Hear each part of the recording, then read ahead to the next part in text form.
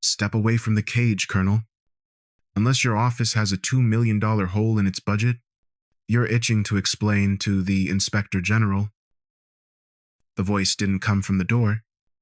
It emerged from the dead angle, behind a stack of oxygen tanks. Shadows were thickest there. Colonel Silas Thatcher's hand froze, 2 inches above the authorization screen. He didn't turn. The muscles in his jaw locked into a hard, white line. To his left, the guard shifted. A gloved finger ghosted over the trigger guard of an M4. The safety was still on. A legacy pager sat on the metal prep table, next to a tray of syringes. It was a Motorola Pageboy, a relic of a low-frequency era. It danced against the steel surface. BZZT. BZZT. The screen flashed a single flickering code. R9. Who the hell authorized this intrusion? Thatcher barked. He still hadn't looked back. His eyes remained fixed on the pager's rhythmic vibration. Physics and the law, Colonel, I said. I stepped into the sterile white glare of the fluorescent tubes. My pulse remained a steady 60 beats per minute. I was a ghost, dressed in the wreckage of the living. My jacket bore the oily residue of a garbage compactor, the smell of bio-waste. Rotting food and discarded bandages clung to the fibers like a second skin. It was the scent of a shadow that had crawled through the base's intestinal tract. Thatcher finally turned. He noted the Salomon Force's combat boots. They were worn at the soles, but polished to a professional mat. I stood with feet shoulder-width apart and center of gravity low. My eyes scanned for exits and primary threats. Vance? Thatcher's face drained of color. You were buried at Arlington 3 years ago. I'm dead enough to know your security protocols are a joke, I replied. I didn't raise my voice. The HVAC system groaned in the ceiling, doing the shouting for me. That Malinois is a Tier 1 asset, under a federal legal hold. You aren't performing a euthanasia, Silas. You're destroying $2 million of government property. I'm here to audit your judgment. Inside the reinforced cage, the Belgian Malinois remained motionless. His coat was dull and matted, with the grit of a dozen combat drops. He looked like abandoned equipment. Yet, his frame was a blueprint of lethal efficiency. His ears were pinned back. No panting. No barking. Just a coiled spring waiting for a trigger. Titan's nostrils flared. He filtered the room, catching the garbage on my jacket and the old gunpowder in my skin. Mostly, he was reading my heart rate. I began the cycle. Inhale for 4. Hold for 4. Exhale for 4. Hold for 4. Box breathing. It was the only way to lower the cortisol in my blood. I needed to be a pond of still water, in a room full of storms. Titan's tail gave a single involuntary twitch. He's in the red zone, Vance, Thatcher said. His voice regained its bureaucratic edge. He mauled 2 handlers in Gitmo. He's a broken weapon system. He isn't broken. I tapped my right thigh.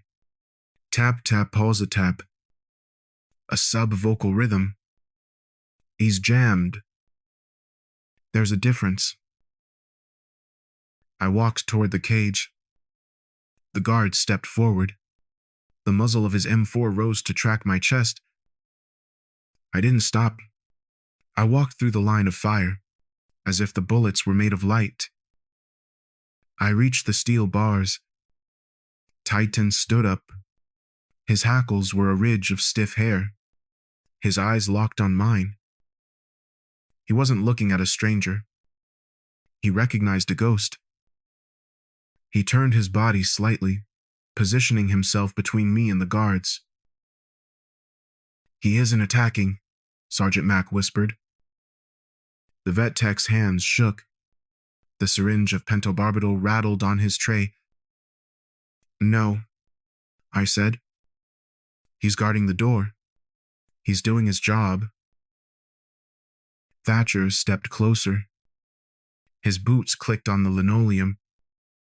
"You have no standing here. You're a KIA on paper. You have no rank, no authority." I pointed to the legacy pager. It was still vibrating. BZZT. "That pager is 450 megahertz. Thatcher. Low frequency. It bypasses every digital encryption layer in this base. It just received a command from a server that officially doesn't exist. The audit has begun. If that needle touches his skin, the Inspector General gets a file on every off-book operation you've run since 2021.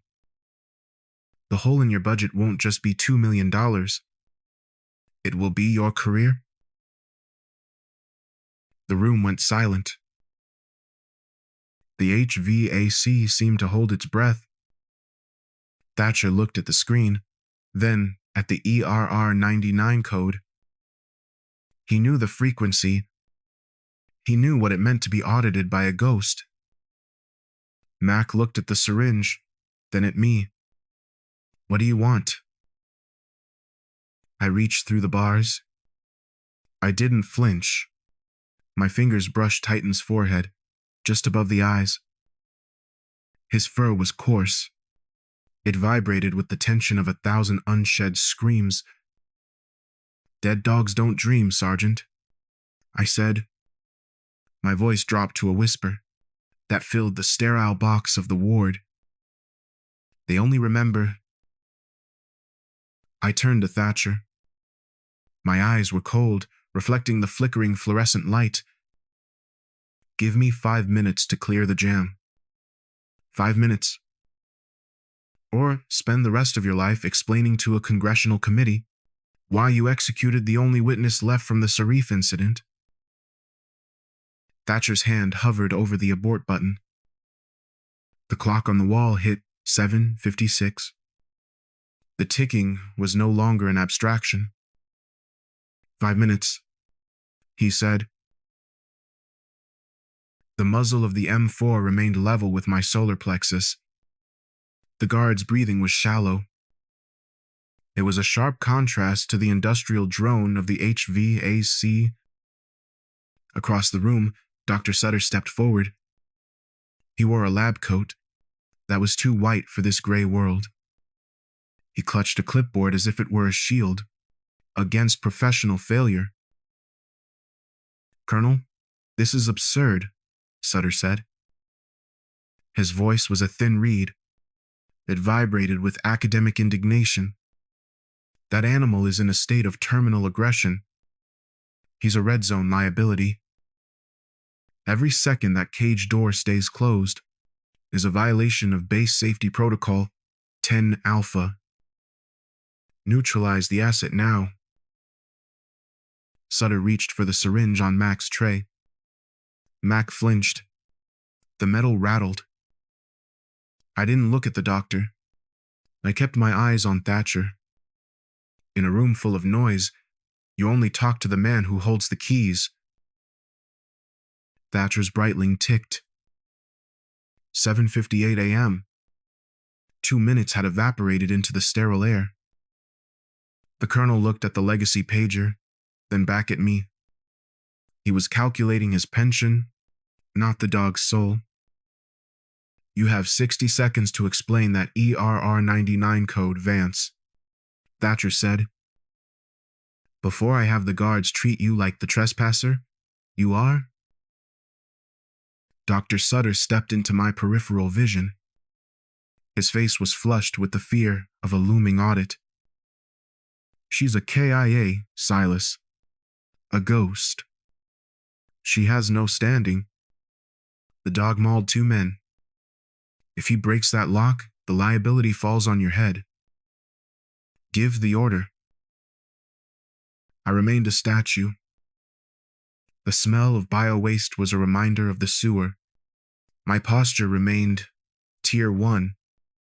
Being named by Sutter was a risk. If my identity entered their official logs, the ghost was dead. The doctor is worried about his liability, Colonel. He should be. He authorized a disposal without a DRM 014 audit. Thatcher's eyes narrowed. The term DRM 014 hit him harder than a physical strike. It was the sound of a paper trail leading to a court-martial. Regulation 700-14, Section 4, I said. My voice was flat. Defense royalization and marketing. Every Tier 1 K9 is a high-value federal asset. Acquisition cost, $60,000. Training investment, $1.9 million. Total book value, $2 million. I took a step closer. The guard's rifle followed. I ignored it. You can't just neutralize $2 million because a vet tech got nervous, Colonel. That's a Class A, loss of government property. It requires a mandatory Article 32 investigation. And I've already flagged the Inspector General. Sutter clicked his pen. Click-clack, click-clack. A desperate metronome in the silence. The dog is brain damaged, Vance. He doesn't respond to commands. He's a danger to himself and the base. He isn't responding to your commands, Doctor, I said, still facing Thatcher. Because he knows you're the one who ordered the needle. Dead dogs don't dream, Silas. They only remember. Titan remembers every hand that fed him, and every hand that betrayed him. Right now, he's classified as evidence in a Serif-level inquiry. If you kill him, you're destroying a witness. Thatcher looked at the Malinois. Titan stood at the front of the cage. His weight shifted onto his forepaws. He wasn't growling. He watched the guards with cold, predatory intelligence. You're threatening me with an audit, Vance? Thatcher asked. I'm promising you one, I replied. The IG doesn't care about Gitmo. They care about the missing $2 million on your ledger. They care why a KIA operative is standing in your ward with a frequency your encryption couldn't catch. You want to follow the book, Silas? Fine. Open the book to the section on willful destruction of federal evidence. The ward felt smaller. The sterile light dimmed under the weight of the procedural threat. Thatcher looked at Mac, then at the guard. He lived by the chain of command. I had just wrapped that chain around his neck. Silas, don't listen to her. Sutter's pen clicking accelerated. Click, click, click. This is a security breach. Call the MPs. Thatcher raised a hand. The pen stopped. The guard lowered the M4 by 3 inches. In my world, an inch is a mile. You claim you can clear the jam? Thatcher asked. I'm his handler, I said. He's a weapons system. I have the safety code. Thatcher checked his watch. 8:00 a.m. The execution window was live. He looked at the syringe, then at the Malinois who had saved his life 3 years ago, in a valley that didn't exist on any map. Clear the room, Thatcher ordered. Zota gasped. Colonel, you can't be serious. I said, "Clear the room. Doctor." Thatcher's bark was the sound of a commander reasserting his domain. "Mac, take the tray and get out. Guards, post up at the secondary perimeter. Nobody enters this ward until I say so." The vet tech grabbed the tray and bolted. The guards backed out with rifles at the low ready. Sutter stood for 3 seconds, eyes filled with professional shame, then vanished into the hallway. The heavy steel door hissed shut. I was left with Thatcher and the $2 million ghost in the cage. "5 minutes, Vance," Thatcher said. His hand rested on his holster. "You don't clear the jam, I clear the room. With lead." The heavy bolt on the cage door slid back with a metallic shriek. It vibrated off the tiled walls, a harsh sound in a room that smelled of failed biology. No hesitation allowed. Hesitation is a scent, and Titan was a master of reading the invisible chemistry of fear. I stepped inside the enclosure. The door hissed shut behind me. Thatcher locked it from the outside, the sound of steel against steel final and absolute. The air inside the cage was different. It was thick, heavy with the sharp tang of ammonia, old sweat, and the raw pheromones of an apex predator pushed beyond its limits. Titan didn't wait. He lunged. 65 pounds of mahogany, fur, muscle, and bone collided with the chain link on the far side as he repositioned. He wasn't barking.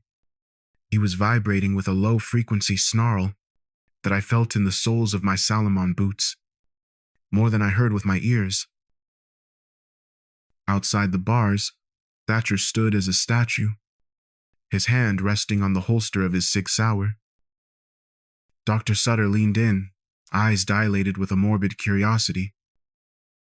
He waited for the first bloom of red to hit the linoleum. Mac looked away, unable to watch. They saw a suicide mission in a 3x3 steel box. Titan's eyes were blown out, black pupils swallowing the iris. He was in the red zone, the biological state where the brain discards everything but the kill drive. He snapped his jaws inches from my lead leg. The sound of teeth hitting air was like a pistol shot. I didn't flinch. Eye contact was a challenge he would answer, with violence. I looked away, fixing my gaze on the corner of the cage. I performed a quick FOD check of the concrete floor. No, luce de brise.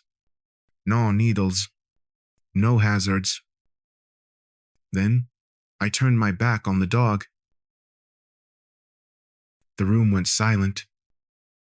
Through the bars, I heard the sharp, staggered intake of Sutter's breath. To an amateur, I was offering my jugular. To a professional, I was removing the primary threat signal of human presence. I sat down on the cold concrete, crossing my legs. My back was a target. My spine felt the heat of Titan's ragged, hot breath against the grease-stained fabric of my jacket. I began the cycle. Inhale. 1, 2, 3, 4. I drew the sterile, dry air deep into the bottom of my lungs. My diaphragm expanded. Hold. 1, 2, 3, 4. I visualized my heart, a mechanical pump. I forced the valves to slow their rhythm. Exhale. 1, 2, 3, 4.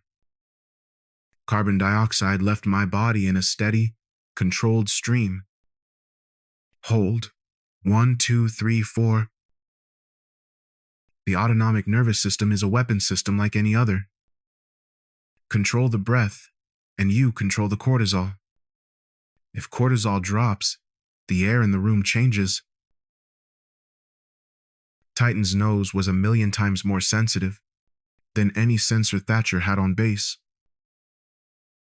He wasn't just smelling me, he was smelling my lack of fear. The low-frequency snarl began to falter, losing its jagged, predatory edge. Remaining still, I tapped my right thigh with 2 fingers. Tap, tap, pause, tap. The sound was dull against the heavy canvas. It was a rhythmic anchor, a non-verbal safety code Titan had learned in training camps 3 lifetimes ago. Behind me, the clicking of claws on concrete changed. They were no longer the staccato strikes of a predator preparing to launch. They were tentative. He was circling me. I felt the nuzzle of a wet nose against the back of my shoulder. A tentative inquiry. I remained a stone. Tikun, I whispered. The Hebrew word for repair was a ghost in the ward. It was the word that unlocked his brain. It was the command that signaled the end of the storm. The shift was physical. The heavy tension in the air shattered like glass. Titan didn't growl. I felt the sudden heavy weight of his head rest in the palm of my hand as I reached back. He leaned into me, a pressure cue that signaled total surrender of the aggression. He wasn't a pet. He was a Tier 1 asset returning to factory settings. His breathing synchronized with mine. 4 in, 4, hold, 4 out. The monster was gone. The partner was back. I stood up slowly. Movements were deliberate, devoid of any celebratory flair.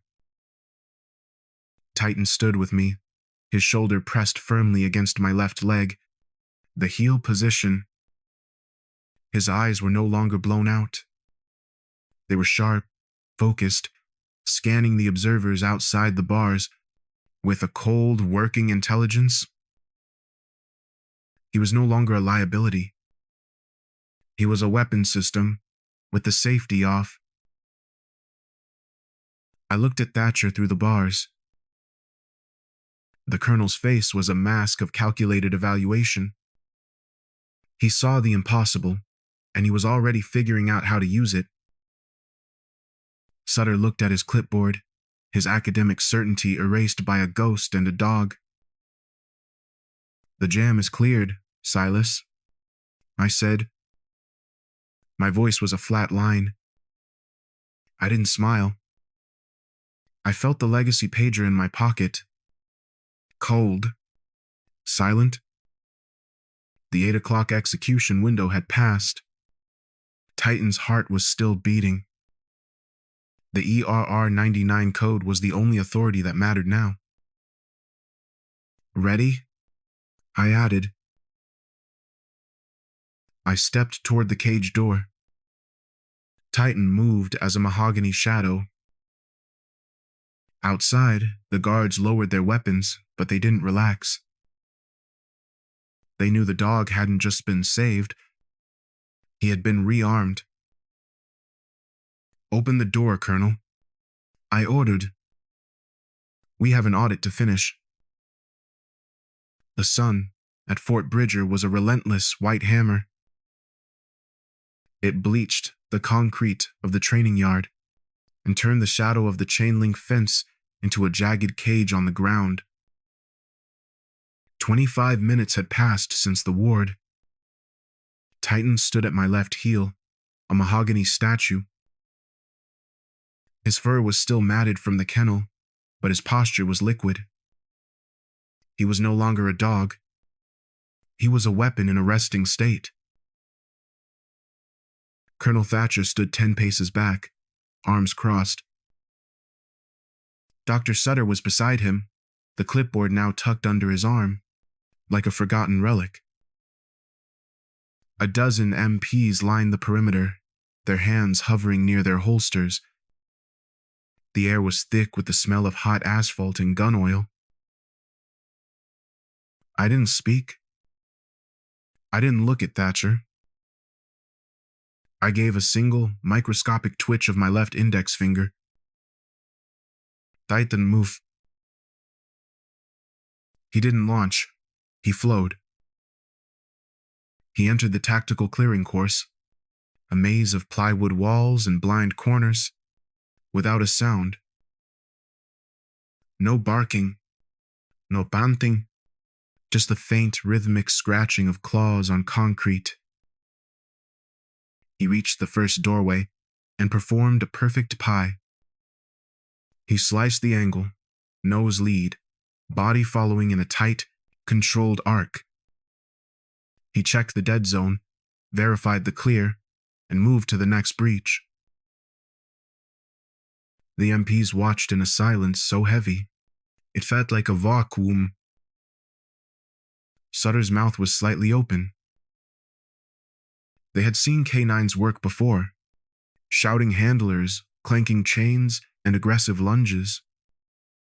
They had never seen this. Titan moved like a human operator, checking corners, utilizing saccadic masking, and staying in the shadows. He was a ghost hunting ghosts. A flat palm signal stopped him mid-stride. He didn't sit. He didn't lie down. He stayed in a low-profile crouch, eyes locked on the final threat silhouette. He waited for my command. Thatcher stepped forward, his boots crunching on a patch of gravel. The sound felt like a gunshot in the quiet yard. Precision is one thing, Vance, but an asset that doesn't bark is an asset that doesn't alert. Why isn't he signaling? He is, I said. My voice was a flat line. Look at his ears. Left ear is angled 45 degrees toward the target. Right ear is tracking your breathing. He doesn't need to bark, Silas. If he's barking, the element of surprise is already gone. And in our world, surprise is the only thing that keeps you from a body bag. Thatcher didn't argue. He couldn't. The evidence was standing in the sun, a $2 million machine that had just been recalibrated. He signaled to the lead MP, a sergeant with a face carved from granite. Take them to the processing hub, Thatcher ordered. He looked at me, his eyes hard. Demonstrations are fine for the yard, Vance. But the base mainframe doesn't care about hand signals.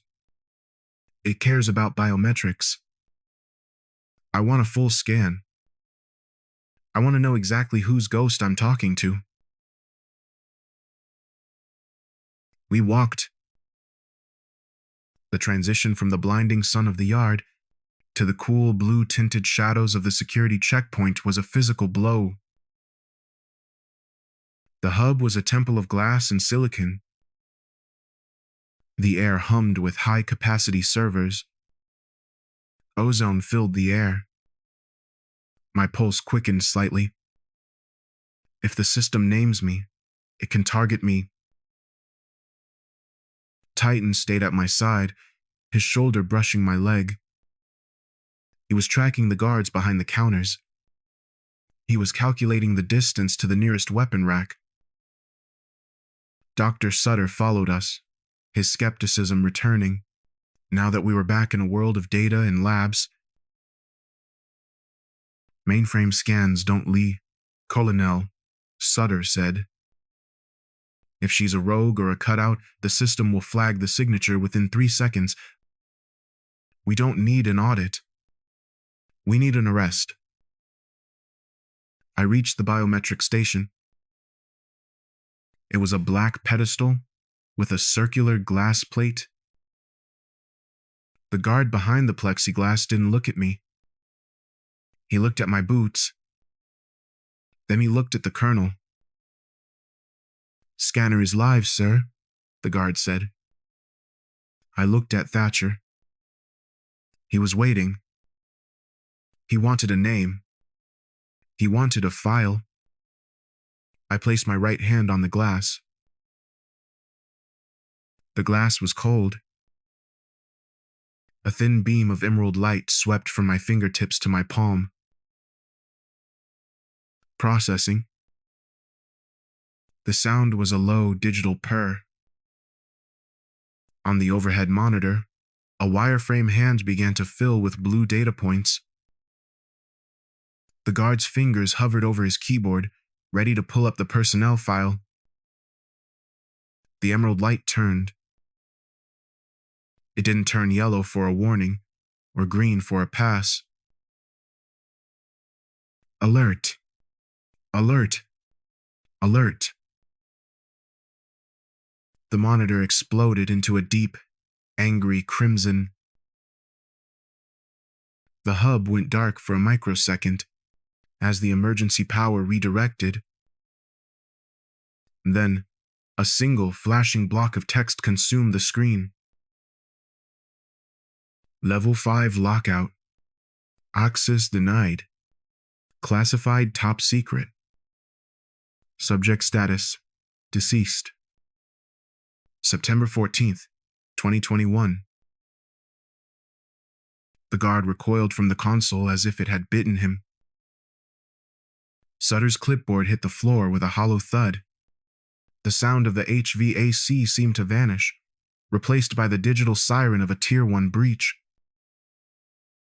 Thatcher stepped toward the monitor.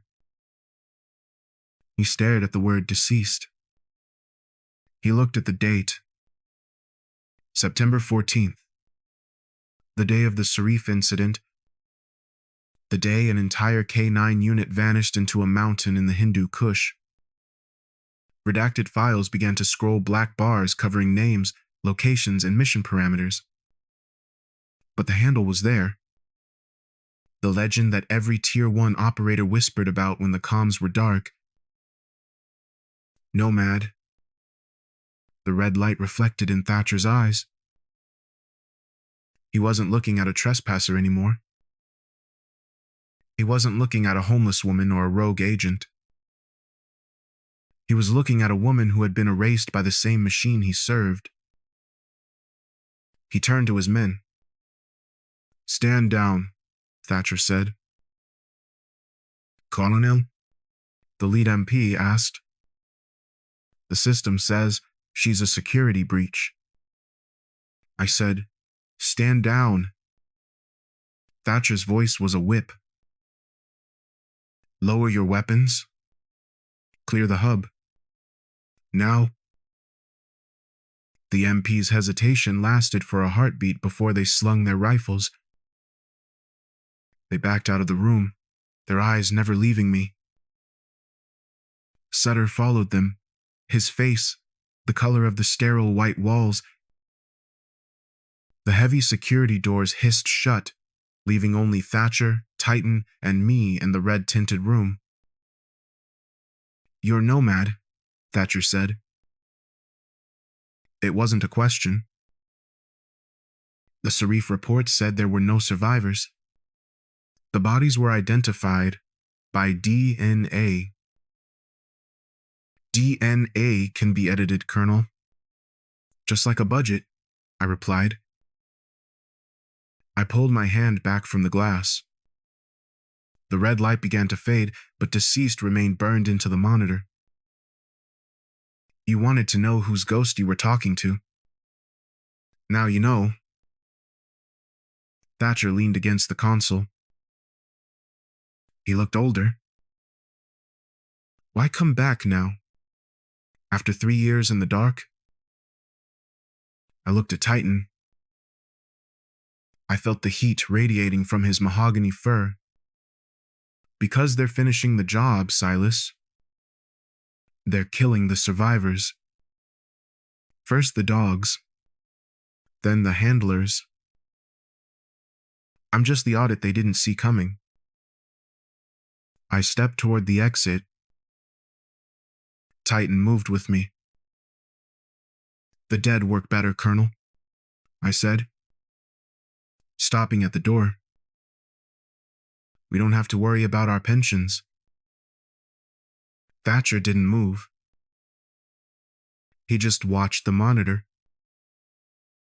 Where are you going? To find the person who's hiding Julian Mercer, I said. And Thatcher? Keep the scanner on. It's the only place I still exist. The jet blast from the Gulfstream G650 was a physical wall of heat and noise. It hammered against the hangar's corrugated steel walls, a tectonic roar that made verbal communication a futile exercise in lung capacity. It was mid-morning at Fort Bridger, 3 weeks into my existence as a ghost within the wire. The hangar was a hive of controlled panic. Maintenance crews in high-visibility vests scrambled across the tarmac. Shimmering silhouettes of MPs stood at 3-meter intervals in the heat haze. In the center of the chaos stood Colonel Thatcher. He wore Class A's, the fabric stiff and immaculate. He looked like a man prepared to be audited by a god. I stood 10 paces behind him in the shadow of a fuel truck. I wore a gray tactical softshell and cargo trousers, the gray man protocol. Titan was at my left heel. He was held by a short lead, his ballistic nylon harness black and devoid of patches. He didn't react to the engine roar. He was a mahogany statue amidst a hurricane. Mercer is 10 minutes out, Thatcher said. He leaned in close for me to hear him over the engine whine. Senator Higgins stays on the plane. Julian Mercer handles the brief. He's here for the Serif files, Vance. If he smells the ghost unit, this base becomes a federal crime scene. I adjusted the tension on the lead. We were equipment to Thatcher, now expensive, slightly dangerous hardware hidden in a corner. The jet engines began to wind down, descending into a low-frequency hum. It vibrated in the marrow of my bones. The air stair hissed open. Julian Mercer stepped out. He was surgically clean. His charcoal suit was tailored to within a millimeter of perfection. He didn't look like he had spent 4 hours in a pressurized cabin. He looked like he had just stepped out of a high-end store. Mercer didn't shake hands. He reached into his breast pocket and produced a frosted glass bottle. He sprayed his palms and rubbed them with fastidious intensity. The smell hit me before he reached the hangar door. It was a sharp chemical note of medical alcohol followed by cloying peppermint. But beneath the overwhelming mint, I detected a faint, heavy undertone. Stale coffee grounds and industrial axle grease. It was the scent of a man who viewed the rest of the world as a contagion. Colonel Thatcher, Mercer said. His voice was smooth and devoid of heat. The senator is on a tight schedule. We don't have time for local inefficiencies. Mercer's security team moved ahead. One carried a $50,000 ion mobility spectrometry scanner. He began to sweep the intake vents near the conference room. The device emitted series of chirps. A small LED flickered from amber to a reassuring emerald. Air is clean, sir, the guard reported. No traces of nitrates or volatile compounds. The room is secure. Mercer nodded with a bored arrogance. He looked at me for the first time, eyes sliding over my tactical gear before settling on Titan. He didn't see a dog. He saw a nuisance. Why is there an animal in a secure zone, Colonel? Mercer asked. He looked at his own fingernails. Is this part of your quaint local color? I didn't respond. Neither did Titan. I led him toward the antechamber, following the path the guards had swept. Thatcher stayed a pace behind Mercer, a mask of professional neutrality. We passed the vent. The IMS scanner had just cleared. It was an industrial air return, 3 meters wide, protected by a steel grate. Titan's slow width. His muscles shifted. His tail dropped. Titan stopped. He didn't bark. He didn't growl. His nostrils flared once, twice, a deep filtration of the environment. Then, he performed a passive alert. Titan sat down. His weight shifted back, eyes fixed on a point behind the steel grate. Precise. Undeniable. Your dog is having a moment, Ms. Vance, Mercer said. He checked a Patek Philippe watch. Is he tired? Or just poorly trained? He's signaling, I said. My voice was a flat line. Thatcher stepped forward, eyes darting between the scanner and the Malinois. The IMS just swept that area, Vance. It's a 40-point scan. It reads parts per billion. If there was a nitrate signature, the machine would be screaming. The machine reads chemistry, Silas. I replied. Titan reads intent. Mercer let out a dry laugh. He applied another burst of peppermint sanitizer. The smell was suffocating in the enclosed hangar. Chemistry is intent, Colonel, Mercer said. He walked toward Titan, standing just outside the strike zone. The IMS is calibrated for every explosive precursor on the planet. Your dog is a legacy relic. He has PTSD. He's reacting to engine noise or a stray cat. I won't have my time wasted by a broken animal and a woman who thinks she can audit a computer. Thatcher looked at me. I saw the calculation in his eyes. He wanted to trust the ghost, but he served the machine. The emerald light on the guard's device was a physical weight on his shoulders. Vance, pull him back, Thatcher ordered. The sweep is green. We have a schedule to keep. Silas, look at his ears, I said. He isn't reacting to noise. He's tracking a thermal plume. There is something in that vent that doesn't have a nitrate signature. Mercer turned to Thatcher, voice dropping an octave. The soft power of a senator's aide was a dangerous weapon. Colonel, this is a secure review of classified files. I will not have this person and her pet interfering with a federal inquiry. Remove them from the hangar. Now. Thatcher hesitated. He looked at the vent, then at Titan. Then, he looked at the expensive suit. Vance, Thatcher said. Take the dog and clear the hangar. Post up at the secondary perimeter. That's in order. I looked at Julian Mercer. He didn't look back. He was already walking into the antechamber, sanitizing the handle before he touched it. I gave a sharp tug on Titan's lead. He stood up, but his eyes never left the vent. He knew the machine was lying. I knew it too. As we walked toward the exit, the roar of the engines finally died away, leaving a silence far more dangerous than the noise. The machine said green. The dog said red. And Julian Mercer smelled of peppermint and grease. The utility room was a 3x3 concrete cube.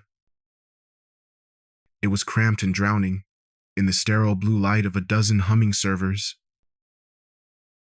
It was a cathedral of silence compared to the hangar roar. The air was dry, smelling of ozone and heated plastic. Colonel Thatcher stood by the door, his silhouette blocking the exit. He checked his Breitling. 9:12 a.m. The VIP brief was officially underway. Every second Mercer spent in there was a second he spent with the Sarif files. "You've got 10 minutes, Vance," Thatcher said. His voice was low. "I'm betting my career on a ghost." "Why did the IMS show green while Titan sat?" "Make it quick." I grabbed a dry erase marker. With 3 strokes on the whiteboard, I drew a triangle. "This is the vent," I said. "The apex. And this is the scent cone." I drew widening arcs. "The scanner is designed for vapor pressure, right?" Thatcher asked, leaning in. "Exactly," I replied. "It pulls in air, ionizes molecules, and measures their speed. Nitrates off gas. Machines catch the leak. But vapor pressure is a physical law, Silas, not a suggestion. If you wrap an explosive in a heavy lipid, something like axle grease, you create a chemical seal. It traps the nitrate molecules inside." I drew a heavy black box inside the cone. "Then you pack the grease and dried coffee grounds," I continued. "They're porous and acidic. They have an overwhelming volatile organic compound signature. The IMS pulls it in, sees it as dirty background noise, and ignores it. It's looking for a specific emerald light, and the grease gives it a black wall." Thatcher's jaw tightened. "Grease and coffee. It's an old smuggler's trick. But we're Tier 1. Our sensors are calibrated for masking." "They're calibrated for known masking," I corrected. "But they aren't calibrated for a thermal plume. The vent is an air return. It's pulling air in." Titan didn't smell the bomb, Silas. He smelled the mistake. I drew a smaller cone, angled sharply away from the vent. "What did he actually alert to?" Thatcher asked. "2 things the machine doesn't even have sensors for," I said. "The first is alkaline. Detonator batteries leak. If the seal is compromised, it's a bitter scent. Machines miss it among jet fumes, but to a Malinois, it's a siren." I turned to face him. The second thing he smelled was cortisol. Julian Mercer isn't just fastidious. He's terrified. That peppermint sanitizer? It is a masking agent for stress pheromones. He's sweating cortisol. The smell of the lie. I smelled it on his cuff in the hangar. The coffee masking the nitrate. Titan caught the spike the moment Mercer walked past that vent. The machine saw a clean room.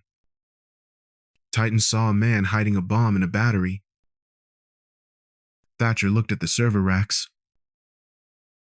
His jaw locked. His perimeter had been breached by a man in a charcoal suit. "Fixation," Thatcher whispered. "He isn't trying to blow up the hangar. He's trying to destroy the evidence in the hub. The Serif files.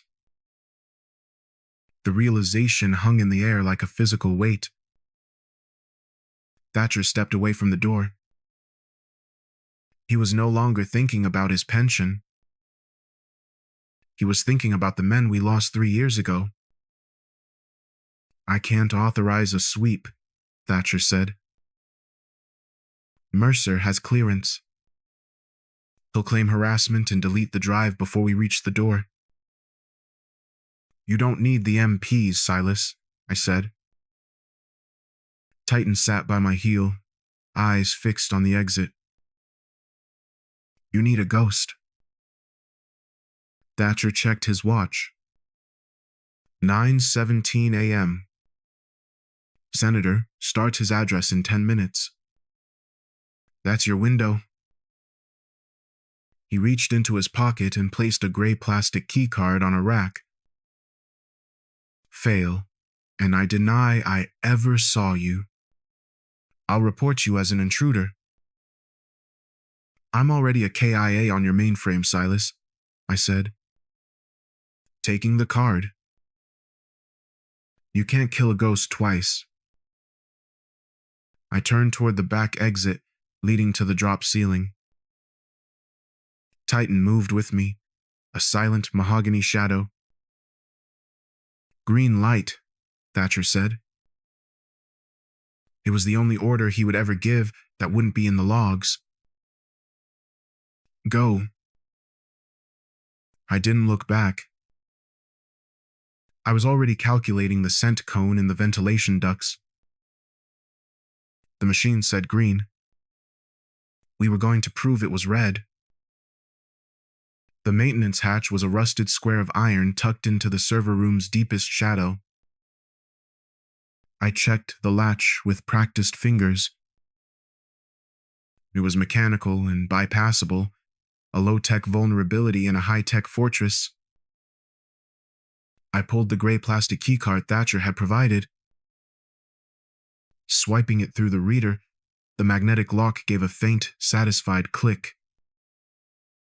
The persistent hum of the HVAC swallowed the sound, providing a natural acoustic camouflage. Titan was already coiled on his hindquarters. He understood the shift in tempo. 70 pounds of mahogany muscle is difficult to move silently in a vertical space.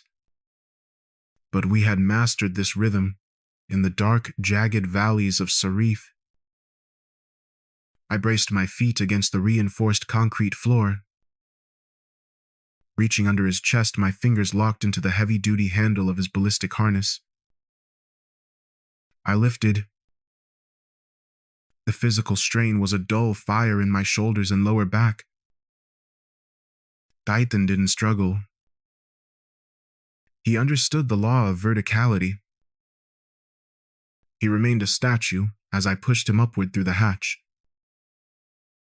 His paws found purchase on the lip of the crawlspace with zero noise. I followed him, my boots scraping once against the cold metal ladder, before I pulled myself into the stifling dark. The drop ceiling was a claustrophobic labyrinth. It consisted of galvanized steel ducts, bundled fiber optic cables, and decades of gray, powdery dust that tasted like copper on my tongue. The air was hot, trapped by the hangar's insulation. Through the fiberglass tiles, I heard Senator Higgins' voice. It was a muffled drone echoing from the hangar floor below. He was starting his speech early. The ticking clock had now accelerated into a frantic tempo. We crawled.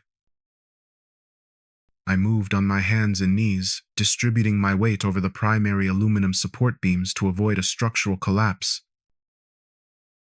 Titan followed my lead with fluid, predatory movement. He retracted his claws instinctively to minimize any scratching sounds against the fiberglass. We were ghosts inhabiting the attic of a fortress.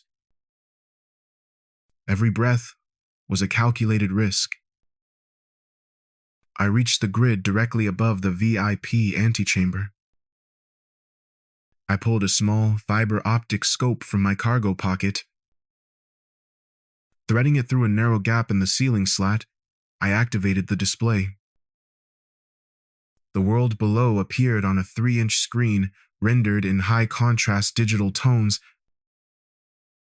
Julian Mercer was alone. The aide had discarded his expensive charcoal jacket, revealing a white shirt soaked through at the armpits. The yellow stain of high cortisol sweat was visible even through the low-resolution lens. He wasn't looking at the Serif files anymore. He was staring at a small black plastic box in his trembling left hand. A remote detonator. Mercer was experiencing total target fixation. His eyes were wide and unblinking, his thumb hovering over a recessed red button. He didn't look at the door. He didn't look at the vents. He was trapped in the gravity of his own betrayal, a man waiting for the courage to end the world. Fear pheromones rose through the slats in a thick, invisible plume.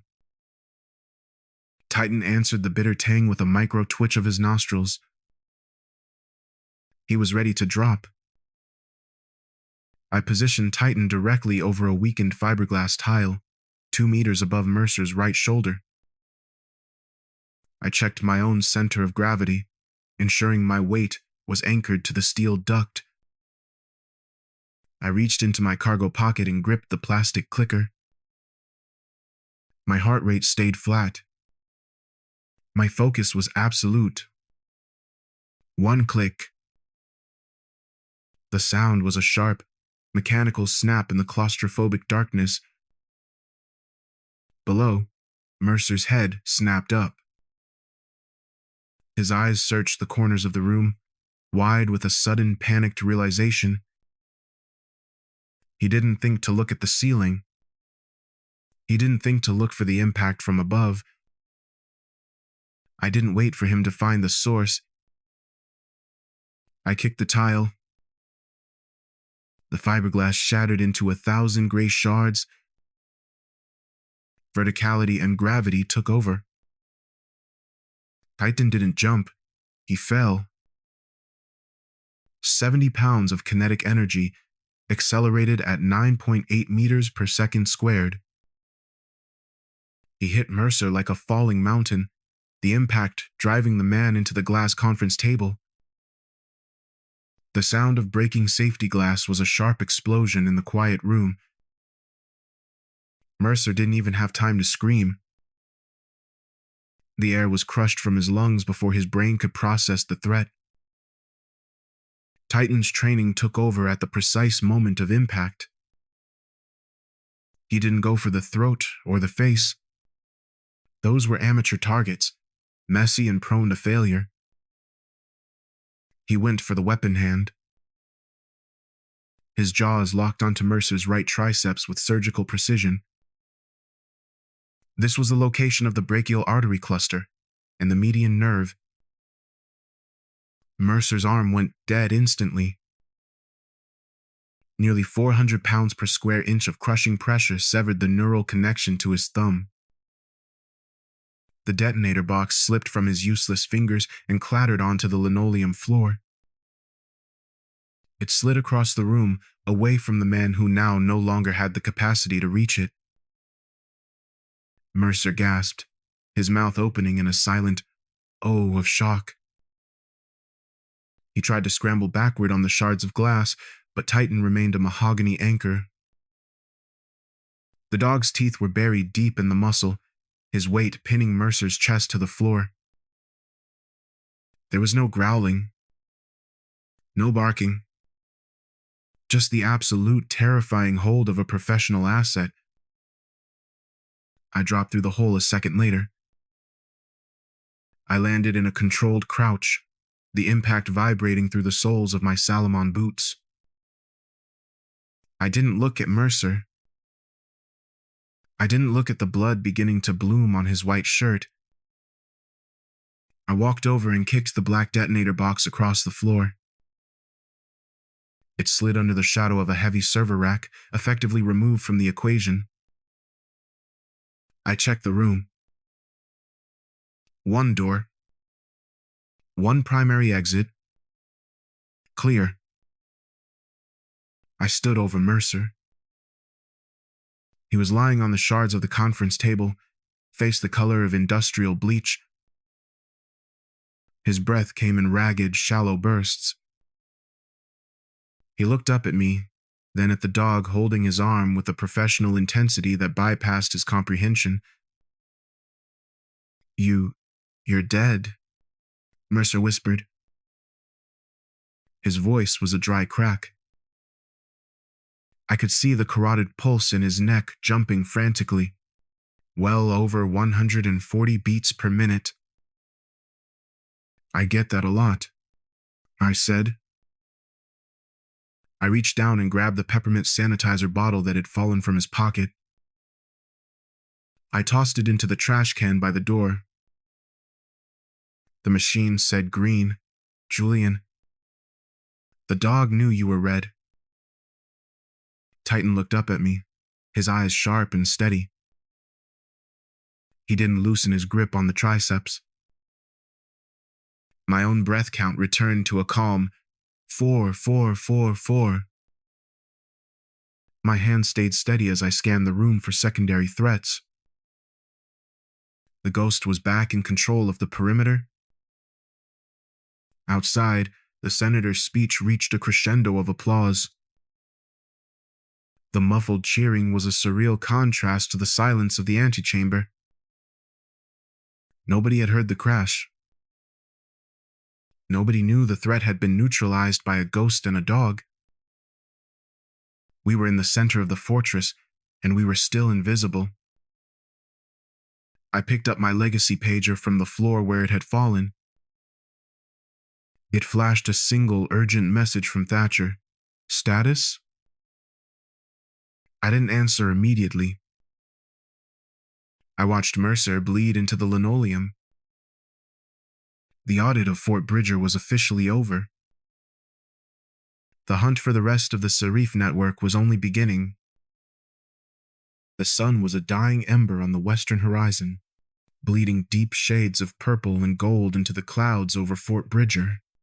Twilight was taking over the base, stretching long, jagged shadows across the asphalt. The parking lot was a vast desert of gray concrete, situated miles away from the sirens and flashing lights still concentrated around the VIP hangar. Here, the only sound was a rhythmic tick-tick-tick of the black SUV's cooling engine. I leaned against the warm hood of the vehicle. The heat of the metal seeped through the layers of my grime-caked tactical jacket. The physical toll of the day was finally catching up to me. My heart rate had settled into a low, steady thrum, but my muscles felt like they were filled with heavy, wet sand.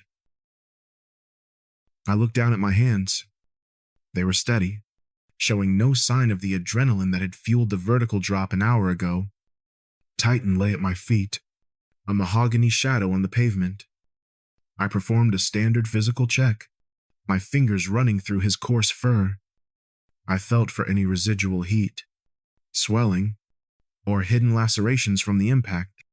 He didn't flinch. He didn't pant.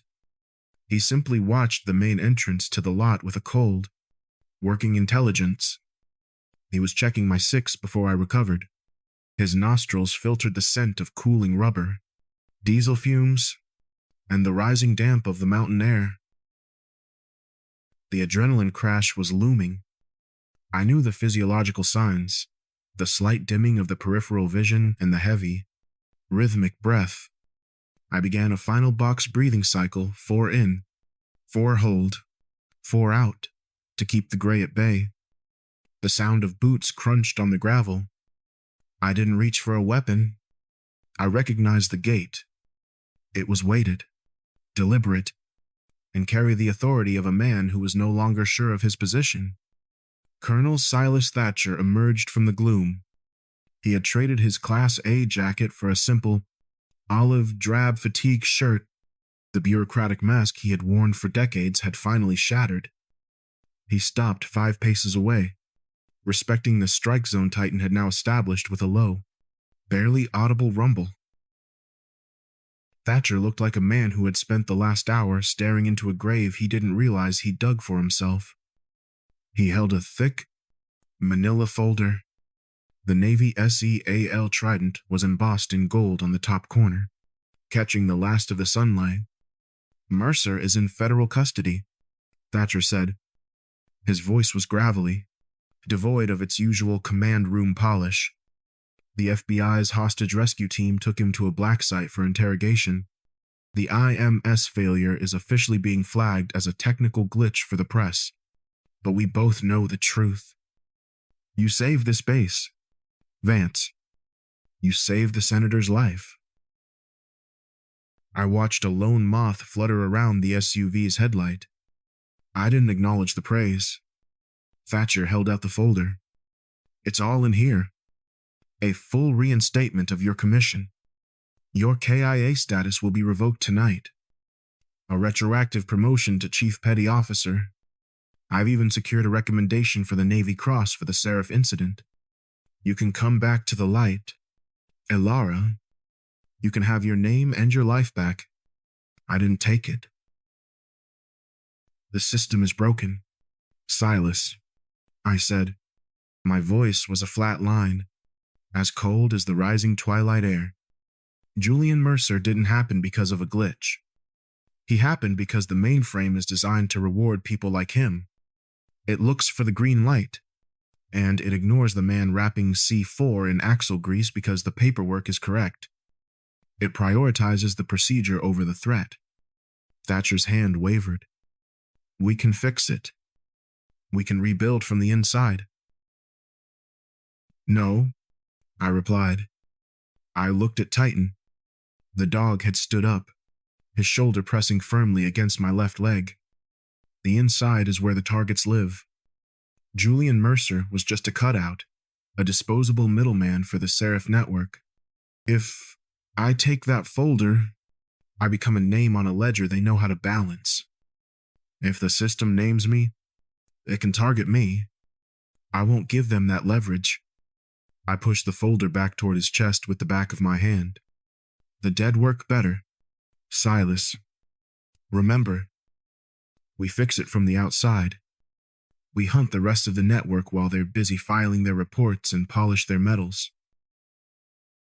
Thatcher looked at me for a long moment. He saw the dust from the ceiling tiles still clinging to my hair. He saw the dried blood on Titan's harness. He realized he wasn't talking to a subordinate or a rogue agent. He was talking to a ghost that had found a new reason to haunt the world. He slowly tucked the folder under his arm. He didn't offer a salute. He gave a single, sharp nod, the respect of a soldier who had just been relieved of a burden he didn't know how to carry. "Where will you go?" he asked. "Wherever the audit leads," I replied. I tapped the coin against the roof of the car, a hollow, metallic ring that cut through the silence of the parking lot. It was a ritual, a closing of the loop between the past and the mission ahead. "You're really going to stay in the dark?" Thatcher asked, his figure already beginning to fade into the twilight. I climbed into the driver's seat. I didn't look at the rearview mirror. I looked at the road ahead, a black ribbon vanishing into the mountain shadows. "We are ghosts, Colonel," I said. The words were heavy with the weight of the tradecraft. "We don't exist. That's why we last." I turned the key. The engine rumbled to life, a low-frequency beast ready to run. I shifted into gear and pulled away from the curb without headlights. Thatcher stood in the lot, a lonely figure fading into the darkness, the gold trident on the folder, the last thing to vanish. I drove toward the perimeter gate. The MP on duty looked at the gray car, noted the lack of plates, and reached for his radio. Then he saw the base commander standing in the distance. He lowered the radio and waved us through. We cleared the wire. The lights of Fort Bridger disappeared in the mirror. Titan let out a long, slow exhale in the back seat. The audit of the living was over. The hunt for the shadows was just beginning.